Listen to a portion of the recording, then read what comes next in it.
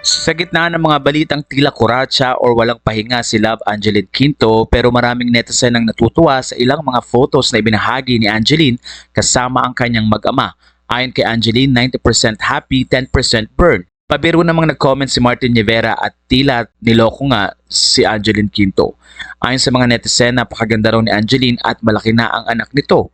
Matatandang kamakailan ay lumabas sa mga balitang lahat daw ng mga engagement or singing engagement ay pinupuntahan ni Angeline para sa kahit paano masuportahan ang kanyang pamilya. Ilang mga netizen daw ang nagsasabi na tila si Angeline lang ang nagtatrabaho, pero makikita naman sa mukha ni Angeline na masayang masaya siya habang ginagawa ang kanyang pagkakataon na mapaglingkuran ang kanyang mag-ama. Natutuwa din ang mga netizen dahil very supportive ang partner ni Angeline sa pag-aalaga ng kanilang anak at sa mga lugar na kanilang pinupuntahan. Hanggang ngayon ay masaya din ang mga fans si Angeline dahil maraming mga offers at projects ang ginagawa ng singers lalo na't lumalaki na rin ang kanyang anak. Kaya naman prayers ng mga netizen na patuloy na maging healthy si Angeline upang magampanan niya ang mga gawaing dapat niyang ginagawa lalo na sa kanyang career pati na rin sa pamilya.